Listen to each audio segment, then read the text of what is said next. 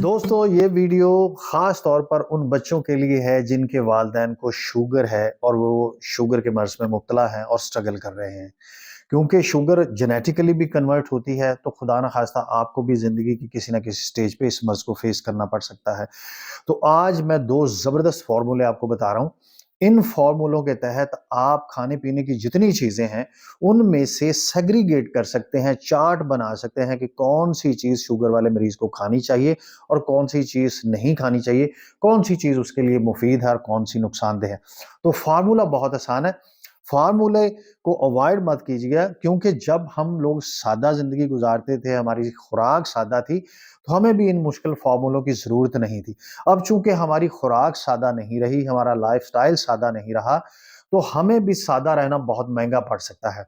तो इस सादगी को एक साइड पे रखिए और इन फ़ॉर्मूलों को समझिए कि हमें कैसे ये तयन करना है कि शुगर वाले मरीज़ के लिए कौन-सी चीज़ बेनिफिशियल है और कौन-सी नहीं। तो सबसे पहले इसके लिए जो फ़ॉर्मूला आपने याद रखना है, वो फ़ॉर्मूला है पीएफएफ। पीएफएफ।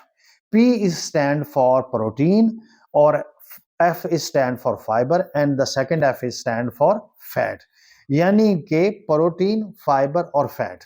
दोस्तों कोई भी चीज़ आप जब खाने के लिए आपका दिल चाहे, आप खाने के लिए सेलेक्ट करना चाहें और आप के घर में कोई शुगर के मर्ज़ में मुब्तला है, तो आपने उसके ऊपर पीएफएफ फ़ॉर्मूला लगाना है। पीएफएफ फ़ॉर्मूला ये है कि आपने उस चीज़ की जो न्यूट्रिशन वैल्यू है, उसमें से आपने चेक करना है कि उसमें प्रोटीन कितने परसेंट है, फाइबर कितने परसेंट है और फैट कितने परसेंट है। इन तीनों को आपने जमा कर लेना है और अगर आपका जवाब 50 से ज़्यादा आए, उसका मतलब है कि वो चीज़ आपके लिए फ़ायदेमंद है, आप उसको बिला झिझक खा सकते हैं। आपको किसी लाइसेंस की ज़रूरत नहीं है, किसी से पूछने की ज़रूरत नहीं है। इसके लिए एक एग्ज़ाम्पल मैं आपको देता हूँ, जैसे आप 100 ग्राम मेथी दाना लें, तो 100 ग्राम मेथी दाना में 25% प्रोटीन होती है और 7% उसमें फैट होता है और फाइबर होता है उसमें 58%। अब हमने मेथी दाना के पीएफएफ को ये निकाला है, प्रोटीन 25% है, फैट 7% है और फाइबर 58% है। अब तीनों को हमने जमा किया है, तो ये हमारे पास अप्रॉक्सिमेटली 90% आया है।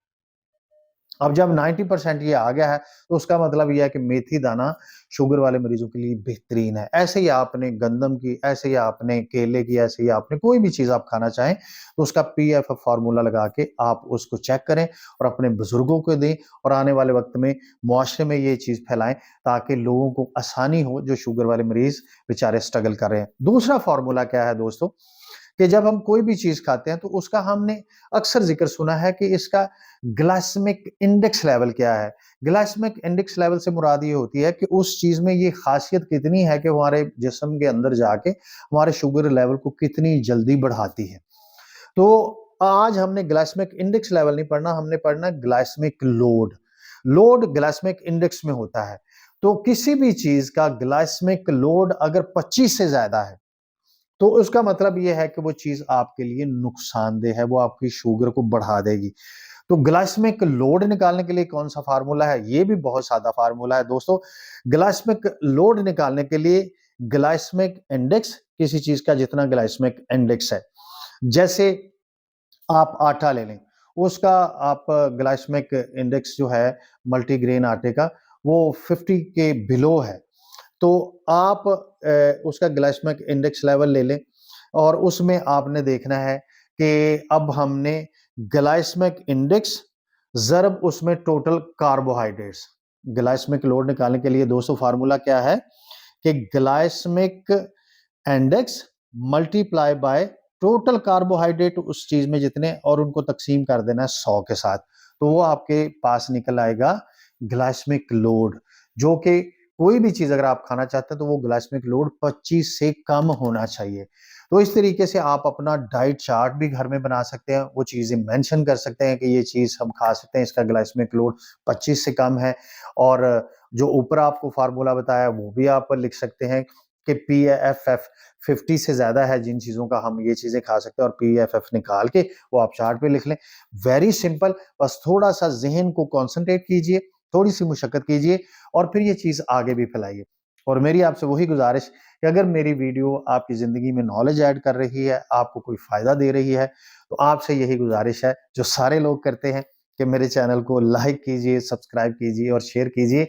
अच्छी बात जितने ज़्यादा लोगों तक पहुँचेगी, उतना ही ज़्यादा हम सब के लिए वो सदका जारिया साबित होगी। अल्लाह ताला से दुआ करता हूँ कि अल्लाह ताला हम सबको हर किस्म की ज़हनी और जिस्मानी बीमारी से महफूज़ रखे। आमीन सुम्मा आमीन।